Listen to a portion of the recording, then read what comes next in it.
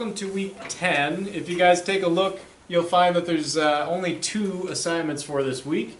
The announcements there are on the top, and of course if you guys go here, but I'm gonna highlight some of the websites and the interactives you need to go through because they are a little bit different than maybe what we've used before. So I'll try to go through those here in steps. So the first assignment is Newton demonstration examples. So if you guys go here and you open the link, it'll ask you to make a copy and it will bring you to a document that looks like this.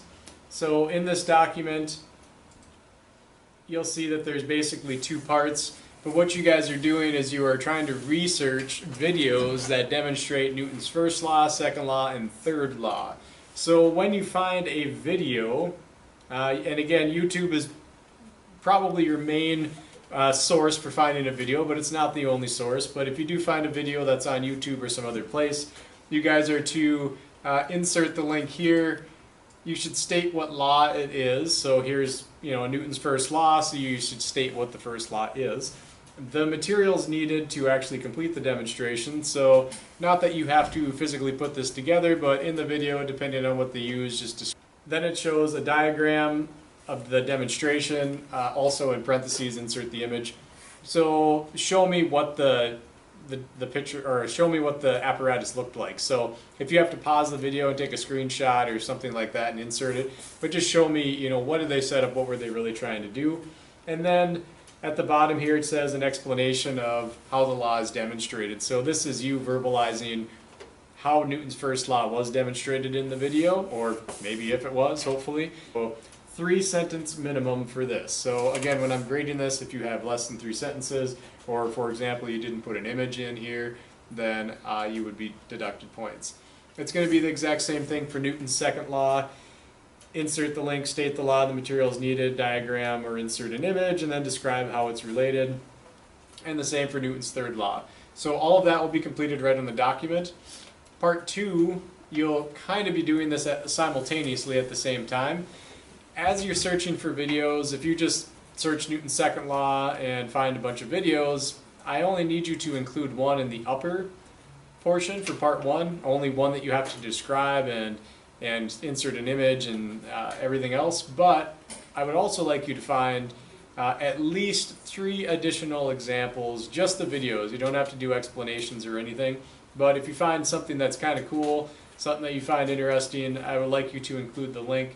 What I will do in the future is make a kind of a collaboration or a compilation of all the different video links for Newton's laws. So that's the first assignment, so that one shouldn't be too bad.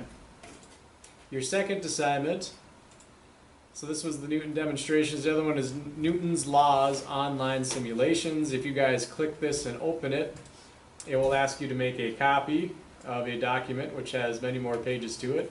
It will look something like this. And there's a link right here.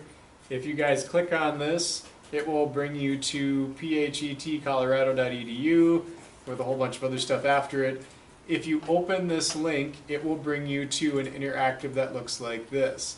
Now this interactive has net force, motion, friction, and acceleration, all as various interactives we can use.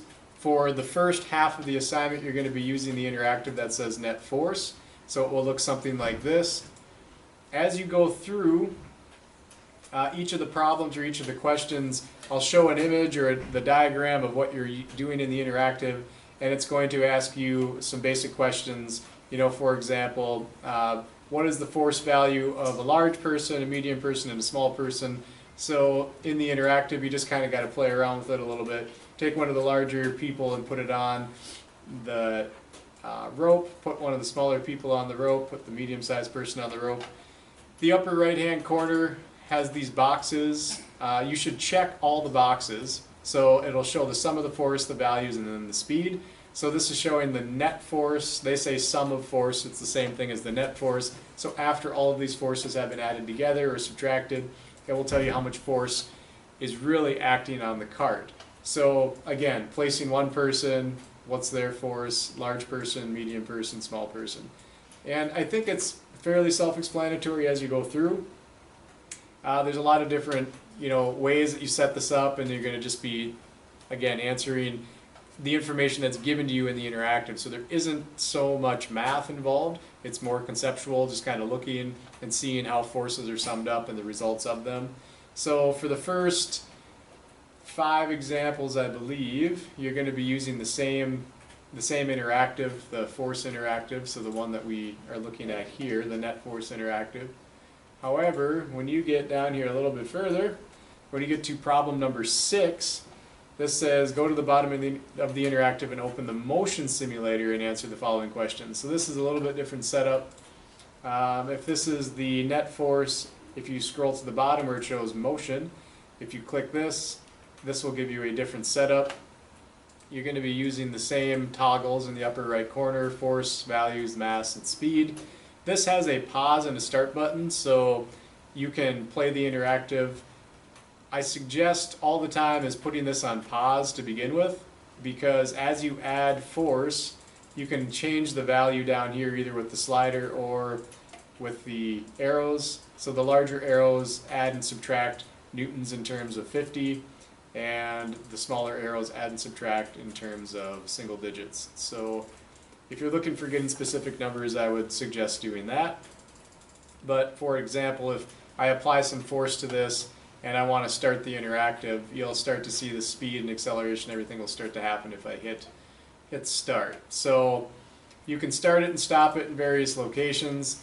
The one thing that this interactive does not have that you will need at some point is you're going to need a stopwatch. So I know there's online stopwatches, but the problem with that is it's really difficult to start and stop an online stopwatch while you need to basically click the start and stop button up here. So my suggestion is to use maybe one on your phone. Most phones have a stopwatch on them, or if you have a stopwatch at home, or you can even use, in essence, you could use a wristwatch or something like that.